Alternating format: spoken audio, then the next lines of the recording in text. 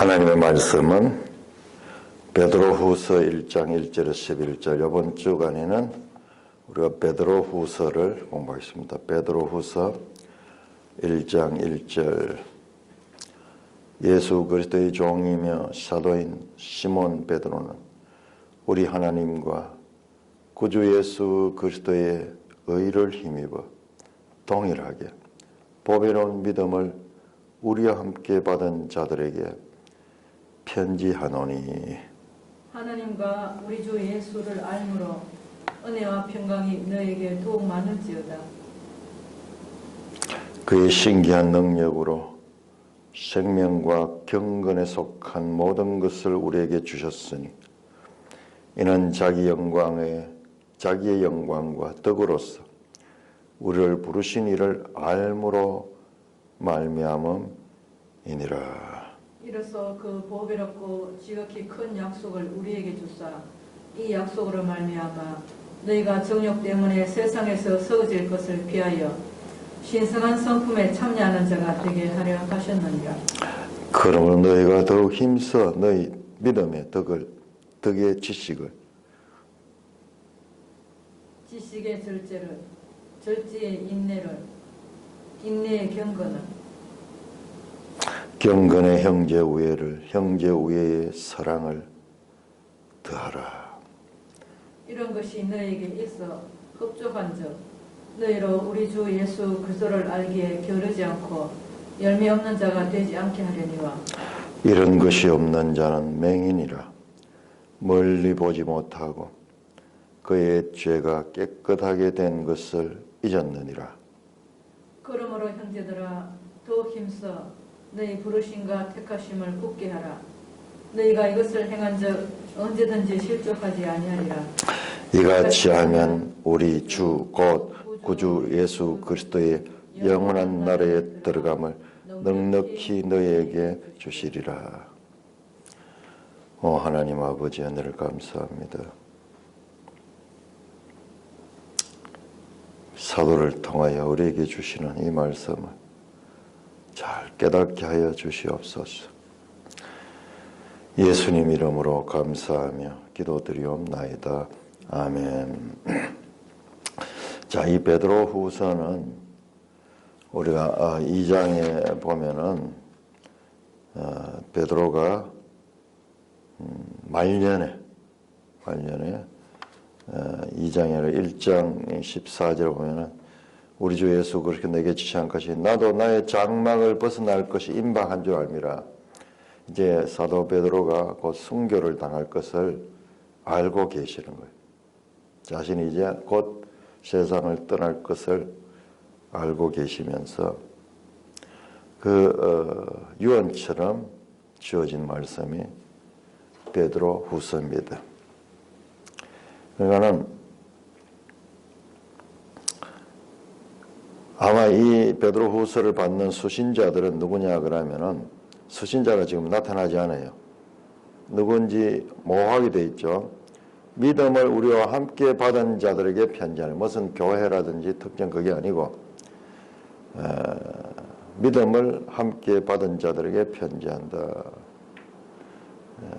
아마도 그 당시에 헬레니즘적 그 다문화 환경에 살았던 이방인 개종자들을 향하여 주시는 말씀이 아닌가 그렇게 생각합니다. 왜 그러면은 우리와 함께 받은 자들을 강조하고 있잖아요. 함께 받은 자들, 함께 받을 수 없는 자들이거든요. 원래 유대인과 이방인은 정통 유대교에 완전히 구별되었죠. 이방인들은 성전에도 들어갈 수 없죠. 이방인의 뜰이 따로 있죠. 거기까지 구별되어 있죠. 여인의 뜰, 이방인의 뜰 마찬가지로 성소에 들어갈 수 없습니다. 그러나 우리 역대기를 통해서 보았듯이 솔로몬 성전 지을 때 이방인들이 건축에 참여하고 또 이방인들이 와서 그것을 칭송하고 많은 이방인들이 건축하고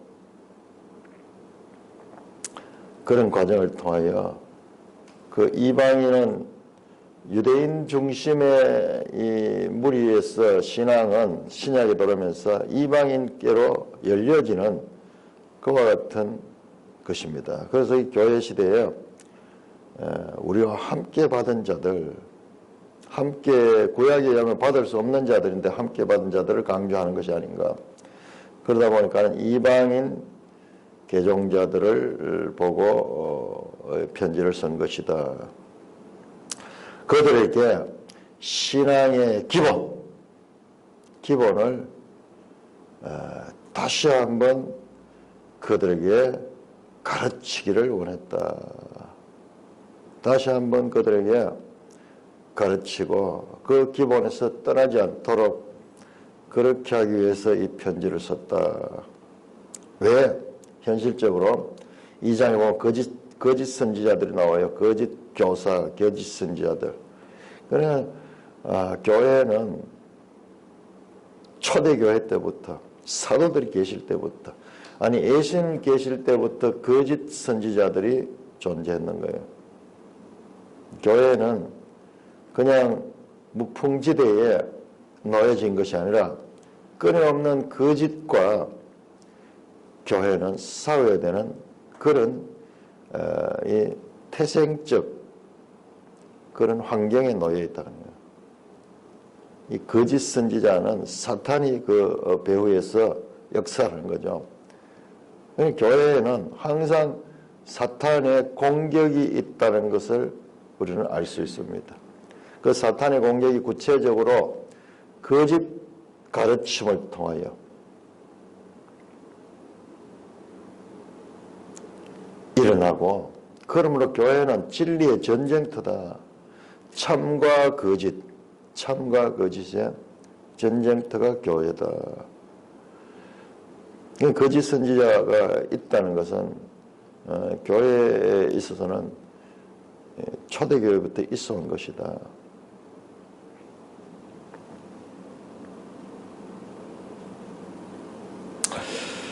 그 거짓 선지자들에 대해서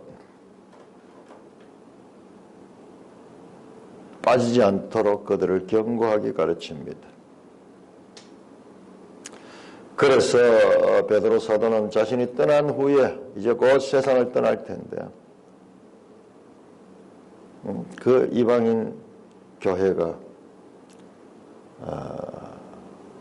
거짓된 것에 미혹되지 않도록 사도의 유언적인 그와 같은 글이 바로 베드로 후서입니다. 2장 1절 보죠. 2장 1절 4절. 2장 1절에서 그러나 백성 가운데 또한 거짓 선지자들이 나니 너희 중에 거짓 선생들이 있더라. 이단을 꺼려들였다. 진리의 도가 비방을 받을 것이고.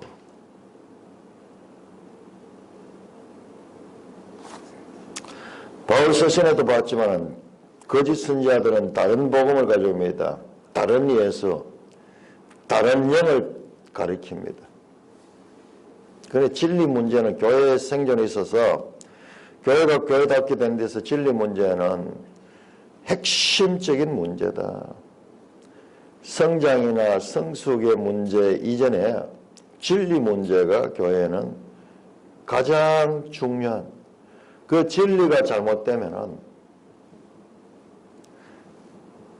성장한다고 수가 많이 늘어나면 늘어날수록 잘못된 것이 되는 거죠.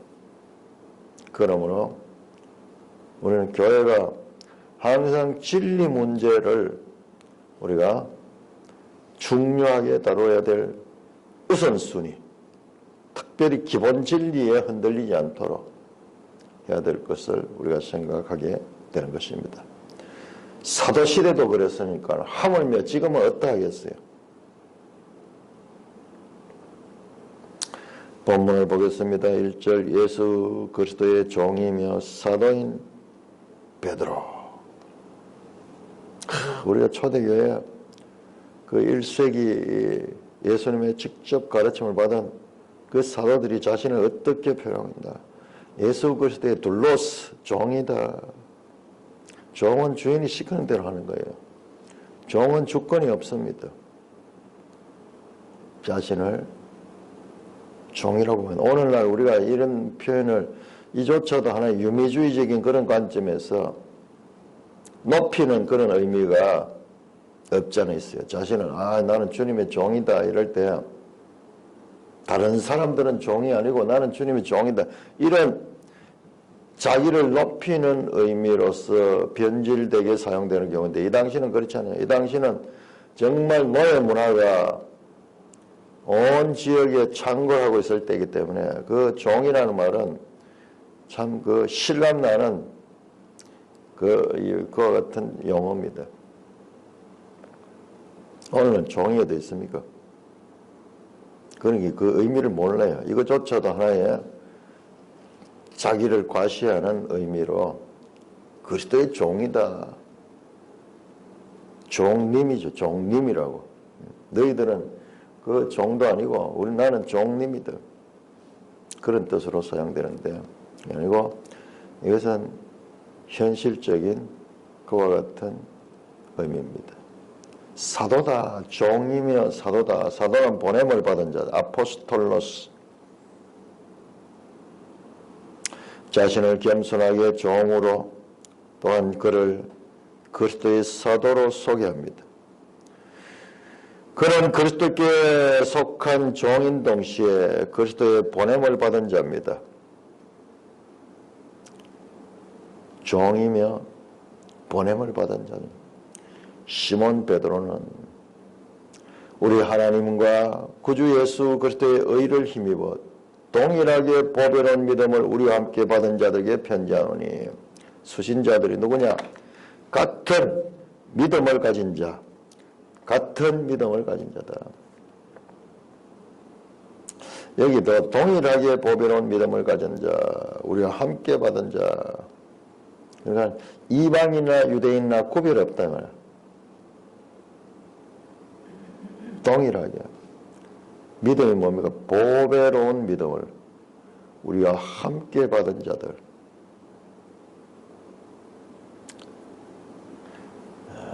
받다 하는 말은 이게 은혜입니다. 은혜. 선물이에요. 선물. 선물로 받았다. 은혜의 선물입니다. 보배로운 믿음을 선물로 받은 그 성도들, 우리는 동일한 그리스도의 형제 자매다.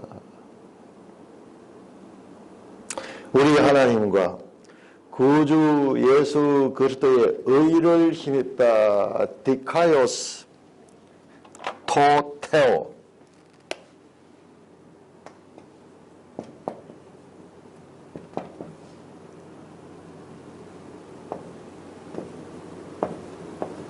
디카요시네 토테오.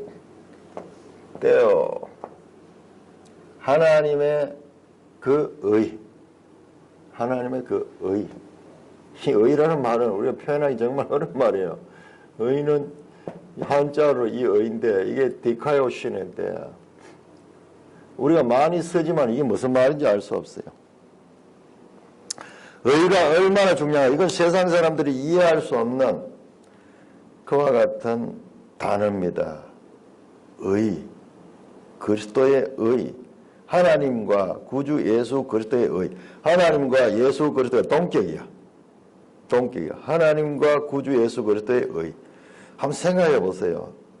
지금부터 2000년 전에 하나님과 얼마 전에 살았던 인간 예수, 젊은 인간 예수가 동격이라. 이거는 그야말로 경천동지할 그와 같은 일입니다. 예수 그리스도는 누구냐? 하나님이시다는 거예요. 하나님과 동격이라는 거예요.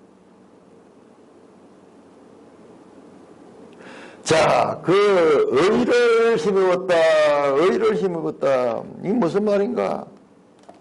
그냥 이게 넘어가 버리면은, 근데 이 사도 바울이 이것을 설명합니다. 사도 바울이 이걸 설명해요. 하나님의 의가 뭔가?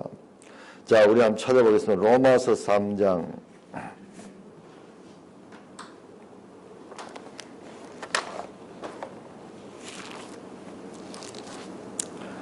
로마서 3장 19절부터 한번 보세요. 19절부터. 바울이 율법이 의롭다. 율법은 하나님께로부터 왔다 하는 거예요. 율법은 하나님께로 왔다. 율법은 의로운 거예요. 그런데 사람들이 율법을 지키지 못하는 거예요.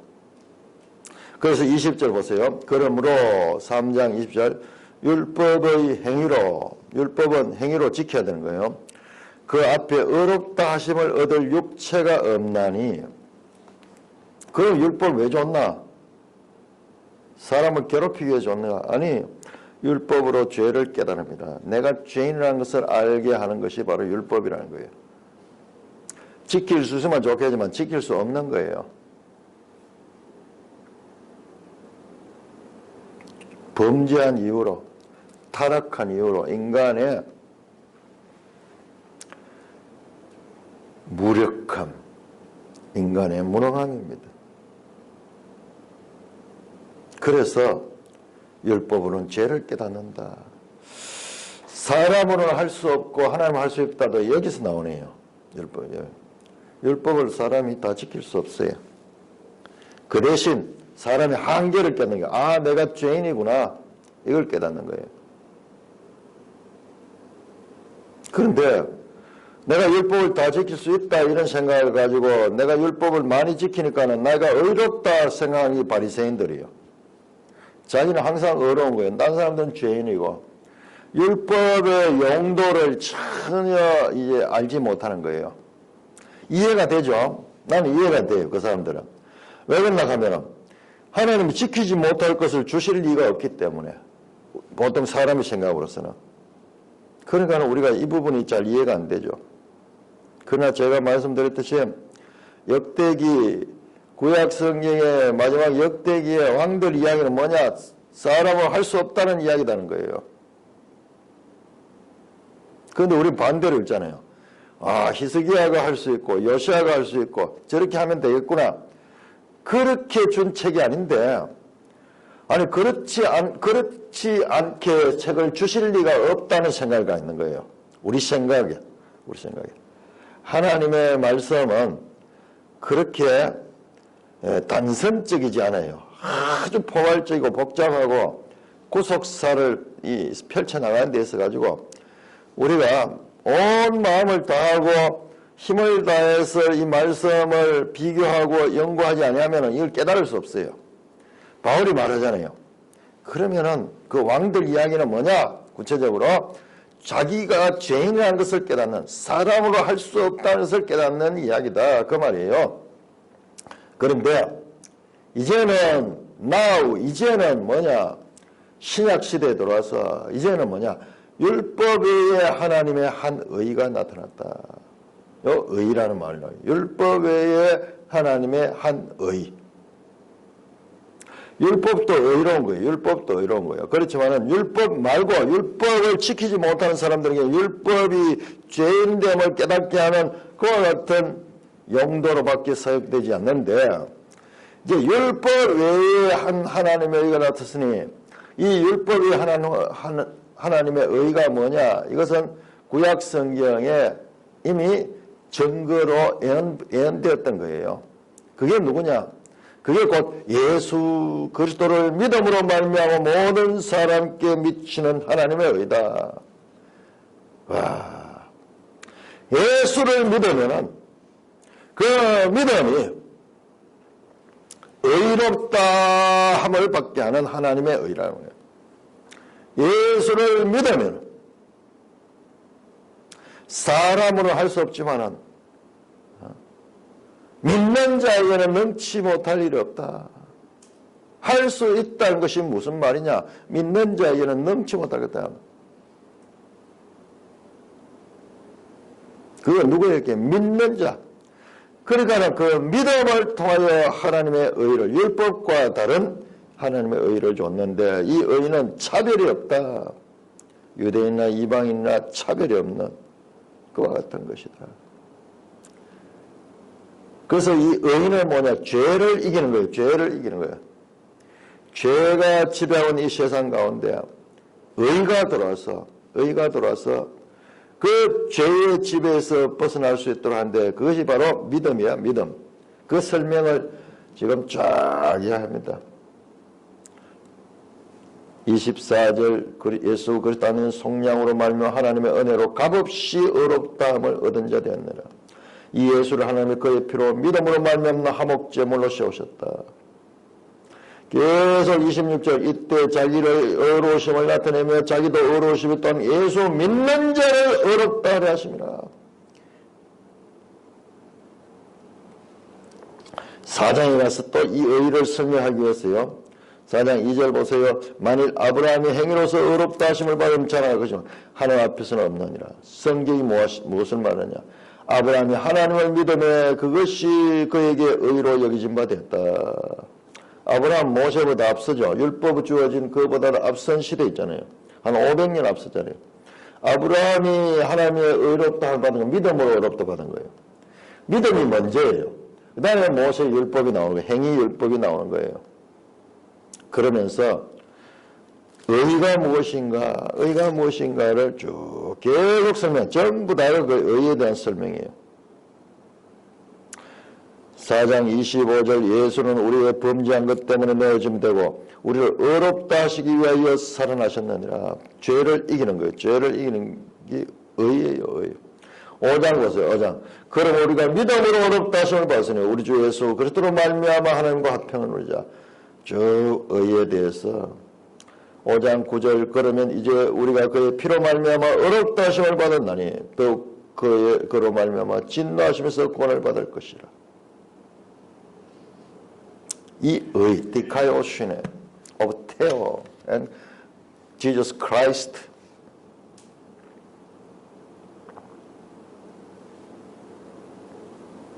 누구? 하나님과 예수 그리스도의 의. 사람으로 할 수 없는 것. 율법에 의로운 사람이 그 구원받을 자가 아무도 없습니다. 그러니까 율법 외에 다른 하나님의 의를 줬는데 바로 그것이 바로 예수 그리스도 하나님과 그 예수 그리스도의 의를 힘입을 수 있는 그래서 의롭다함을 받아 하나님의 백성이 되는 하나님의 교회가 되는 이 선물을 받은 자가 바로 그리스도인이다. 그리스도인이다. 2절입니다. 우리 하나님과 우리 주 예수를 알므로 은혜와 평강이 너에게 더욱 많으리라. 하나님과 우리 주 예수 계속 동격으로 그렇게 말씀합니다. 영생은 참 하나님과 그의 보내신 자 예수 그리스도를 아는 것이다. 요한복음 17장 3절 예수님이 말씀하셨죠. 하나님과 우리 주 예수 그리스도를 아는 상태, 이게 영생이에요. 이게 영생을 얻은 자의 삶이에요. 영생은 우리가 죽어서 가는 나라가 영생이냐 아니면 영생은 현재예요. 암과 동시에 시작됐어요. 하나님과 우리 주 예수 그리스도를 알므로 은혜와 평강이 너에게 더욱 많을지어다. 자, 안다. 에피고노시스. 자, 알에 대한 이야기가 베드로 사도의 이 베드로후서에는 많이 나옵니다. 3절에도 보면은 이를 알므로 말미암으라 3절 후반절에 5절에도 마찬가지고 지식 5절에 나오는 지식 6절에도 나오는 지식 8절에 그리스도의 알기에 게으르지 않고 알매 중요성 믿고 우리는 하나님을 알아가야 됩니다. 어떻게 알 수 있는가? 성경을 통해서 계시된 하나님을 아는 거예요.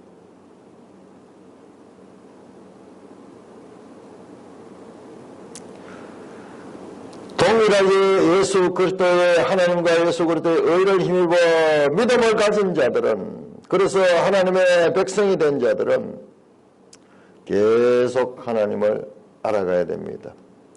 바른 지식, 바른 알미 뒤에 나오는 거짓 교사들의 잘못을 분별할 수 있는 바탕이 되기 때문에 그렇습니다. 마술적으로 이렇게 쫙 알게 하는 게 아니에요. 그 알미에서는 우리의 적극적인 노력이 필요합니다. 자, 구원은 하나님의 은혜입니다. 하나님의 주권적 은혜. 하나님의 주권에 속한 거, 주권. 그렇지만 이 구원에 있어 사람의 책임,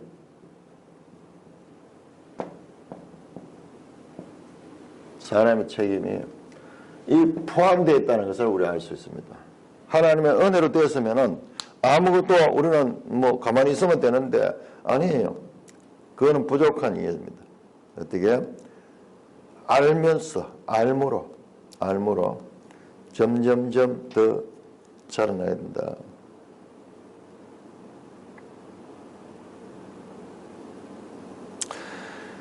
10절 봐, 10절. 형제들아, 더욱 힘써 너의 부르심과 택하심을, 그 부르심과 택하심, 하나님의 소명, 하나님의 주권적이자 부르심과 하나님의 선택하심, 애정하시고 선택하신, 이거 하나님의 주권입니다. 그런데 어떻게 힘써 사람의 책임입니다. 힘써 굳게 하라. 더욱 힘써 너희 부르심과 택하심을 굳게 하라. 이 말이 안 되잖아요. 하나님이 부르시고 택했는데 사람이 이 하나님의 부름을 더 굳게 하는 거예요. 더 견고하게 한다는 거예요. 은혜니까는 나는 아무것도 없이 그냥 선물만 받는다 이런 생각했는데 그게 아니에요. 적극적인 책임이 있다는 거예요. 너가 사람이 힘써 노력하는 거예요. 그럴 적에 이 은혜가 은혜 된다는 거예요. 그래서 우리가 가지고 있는 그런 피상적인 그런 생각하고 전혀 다릅니다. 그 하나님의 주권 안에는 사람의 책임이 포함되어 있어요.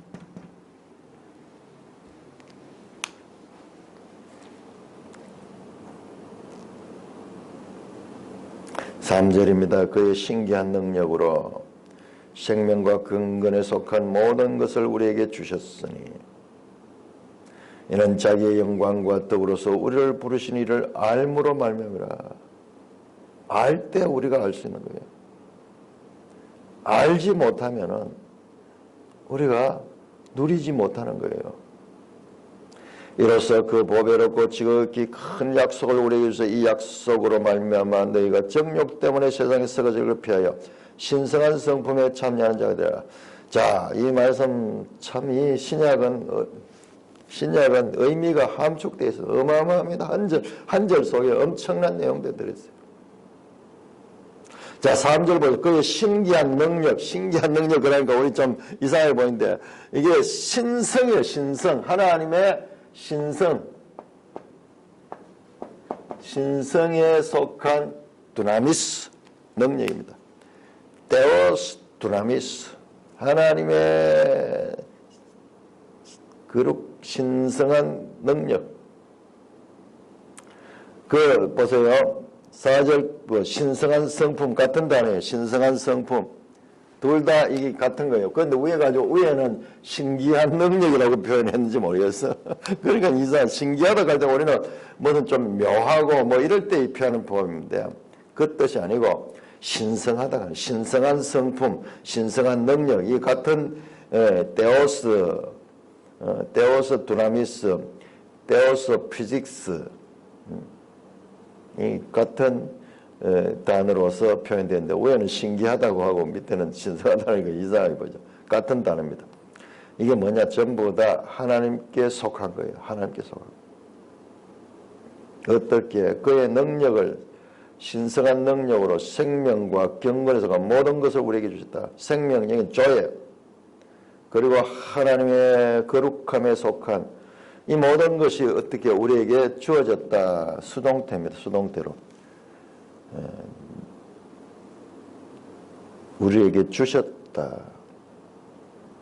우리가 수동적으로 받았습니다. 이는 자기의 영광과 덕으로서 우리를 부르신 이를 알므로 말미암이라. 이로써 보배롭고 지극히 큰 약속을 우리에게 주사 이 약속으로 말미암아 너희가 정욕 때문에 세상에 썩어질 것 피하여 신성한 성품에 참여하는 자가 되게 하리라.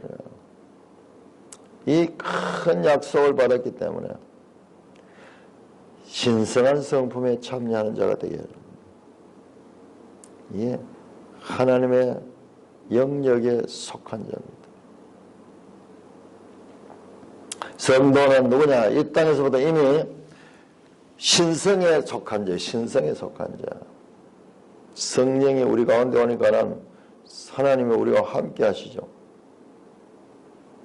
그래서 우리 생명도 이 땅에서부터 영원에 이루어지는 그와 같은 자리에 이룬 겁니다. 엄청난 내용이 여기에 포함되어 있습니다.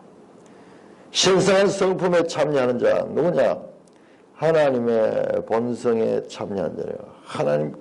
하나님에 속하는 자입니다. 하나님에 속하는 divine nature. 하나님의 본성에 속하는 자. 그리스도인은 누구냐? 하나님의 성품에 참여하는 자다. 어마어마한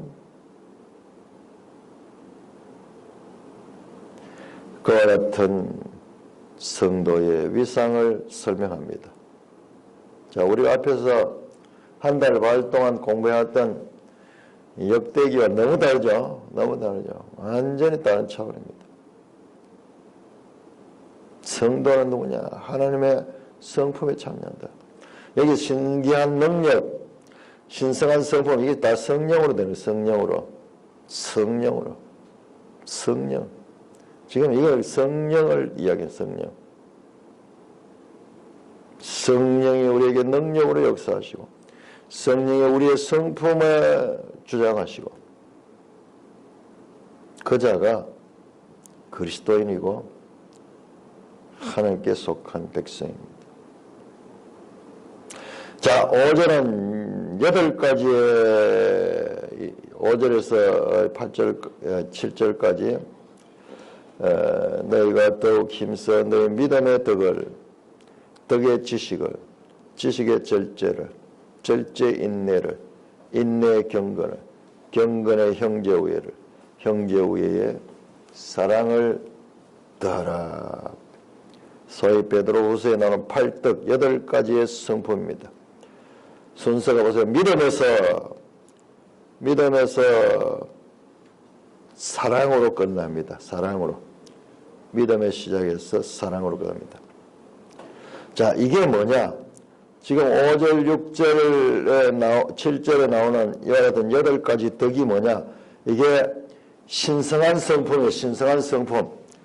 자, 신성한 성품에 참여하는, 이게 그리스도인인데, 그리스도인이 성품인데, 그게 구체적으로 어떤 거냐? 믿음에서 사랑으로 이어지는 이와 같은 에스컬레이션이 있습니다. 믿음은 믿음으로 머무는 것이 아니고, 믿음은 어떻게 하면, 믿음은 지식을 가져야 돼요. 지식.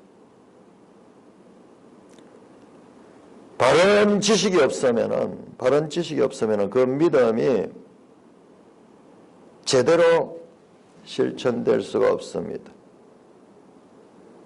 그런데 믿음에 덕이 있어야 돼. 덕. 아레테. 덕은 덕행으로 믿음의 실천적 표현입니다. 믿음이 실천되는 표현입니다. 이 덕은 공동체를 세우고 그 구성원들을 믿음으로 견고하게 다독이고 베풀고 나누는 그와 같은 덕입니다. 참 표현하기 어렵죠.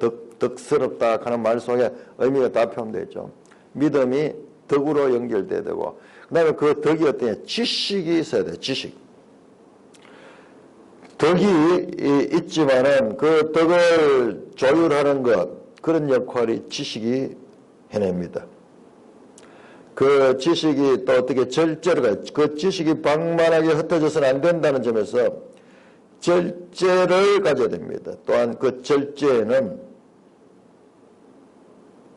자신의 욕망이나 자신의 열정을 제어하는 그와 같은 절제가 있기 위해서는 인내가 필요합니다. 인내 없이 될 수 없죠. 인내는 주어진 조건에서 겸손하게 견디는 것입니다. 그리고 그 위에 경건이 나오고 그 경건 위에 형제 우애, 성도들 간에 서로 사랑하고 그 다음에 그 형제 우애에 사랑을 더하라. 여기 형제 우애라고 하는 것이 필라델피아예요. 필라델피아. 아델포스 하는 게 형제라고. 필로스 사랑, 형제 간의 사랑. 제일 나중에 나오는 사랑을 다하라. 이 사랑이 바로 아가페입니다. 아가페. 조건 없이 대상을 사랑하는 하나님의 사랑입니다. 믿음에서 사랑으로 이렇게 나아가는 것이 바로 신성한 성품입니다. 신성한 성품. 이걸 우리가 계속 이것을 발전시켜야 된다. 그것이 바로 신성한 성품의 성자입니다. 성자. 8절입니다. 이런 것이 너에게 있어 흡족한 자. 이런 것 뭡니까? 앞에 나왔던 8가지 덕, 8덕입니다. 8덕. 이런 것이 너에게 있어 흡족한 자. 너희로 우리 주 예수 그리스도를 알기에 게으르지 않고 열매 없는 자가 되지 않게 하느니라. 계속 이런 것이 우리에게 있어야지. 현재적으로 있어야지. 우리가 예수 그리스도를 바르게 알 수 있고 게으르지 않고 열매 없는 자가 되지 않는다는 거예요. 계속 믿음의 성장이 있어야 된다. 그 결과 이와 같은 성품이 자신께 내면화되어야 된다. 9절 이런 것이 없는 자는 앞에 나왔던 신성한 성품입니다. 신성한 성품이 없는 자는 맹인이요 멀리 보지 못하고 그 죄가 깨끗하게 된 것을 잊었느니라. 이런 성품을 유지하지 못하는 자는 맹인과 같고 멀리 보지 못하고 그가 예수 그리스도의 은혜로 말미암아 죄 사함을 받았다는 것을 지금 잊어버린 거예요. 잊어버린 거예요. 이게 아주 우리가 주의해야 될 부분입니다. 은혜와 우리의 책임, 은혜로 구원받았으니까는 할렐루야 감사하다 그러면서 책임 없이 마음대로 이제 방종할 수 있는 자유를 얻은 것이 생각하는데 사도 바울이 말합니다. 그럴 수 없느니라. 그럴 수 없느니라. 매 게노이트 그럴 수 없느니라. 그들은요. 그들의 죄가 깨끗하게 된 것을 잊고 있는 거예요. 그래서 다시 죄 짓는 데 나가는 거예요. 죄 짓는 거예요. 우리의 죄가 깨끗하게 되었다는 것은 죄를 멀리해야 되는데요. 은혜로 구원받았기 때문에 이제는 죄에서 내가 자유함을 얻었다. 그러면서 죄로 달려가는 거예요. 그래서 이와 같은 신적 성품을 추구하는 것이 아니라 죄를 따라가는 거예요. 이런 자들은 게으른 자고 열매 없는 자고 맹인이고 멀리 보지 못하고 그 죄가 깨끗하게 된 것도 잊어버린 어리석은 자라는 것입니다. 그러므로 형제들아 10절 더욱 힘써 너희 부르심과 택하심을 굳게 하라. 너희가 이것을 행한 적 언제든지 실족하지 아니하라. 자, 부르심과 택하심을 굳게 하라. 이 말이 돼요. 하나님이 부르시고 하나님이 주권적으로 했는데요. 어떻게 사람이 굳게 하고 힘쓸 이유가 있는가? 있다는 거예요. 있다는 거예요. 은혜를 받은 자들은 힘써 그 하나님의 은혜가 은혜되도록 하는 역할은 자신이 하는 거예요. 이 그냥 문맥적으로 말이 안 돼요. 부르심과 택하심은 전적으로 하나님의 일이고 이 사람이 힘쓰고 노력한 것은 완전 사람의 일로 완전히 간격인데요. 그런데 이 두 가지가 연결되는 하나님이 택하시고 불렀지만 너희가 힘써서 이거를 행할 적에 그것이 굳어진다. 그것이 너에게 적용된다는 겁니다. 우리 애정론에 대한 생각도 지금 다른 거예요. 하나님 택했으니까는 우리는 뭐 이래도 저래도 택했으니까는 그러면서 우리가 방종으로 가는 그것은 구원받지 못한 자예요. 구원받지 못한 자. 구원받은 자는 그럴 수 없는 거예요.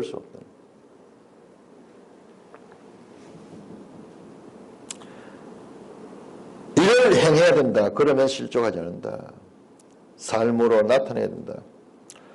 15, 11절 이같이 하면 이와 같은 신적인 성품을 따라 살면 우리 주 곧 구주 예수 그리스도의 영원한 나라에 들어감을 넉넉히 너에게 주시리라. 예수 그리스도 그 영원한 나라에 들어가는 입구에 들어간다. 그 문으로 들어선다. 넉넉히 들어갈 수 있다. 믿음에다가 덕을 세우고 덕에다가 지식의 절제를, 절제 인내를, 인내의 경건을, 경건의 형제오해를, 형제오해의 사랑을 다하라. 이것을 우리가 계속 내 자신에게 현재화시켜서 우리의 믿음을 성숙하게 하고 성장시키는 이런 자는 우리 주 곧 구주 예수 그리스도의 영원한 나라에 들어감을 넉넉히 너에게 주신다. 반대로 보면은 이런 신적 성품을 우리가 가지지 못하면은 그 나라에 들어갈 수 없다는 말입니다. 없다는 말입니다. 그러니까 믿음이 그냥 관념이 아니라 우리의 삶을 통하여 그렇게 계속 자라나고 그리고 우리의 성품화되어야 되는 것을 말씀하고 있습니다. 찬송가 454장입니다.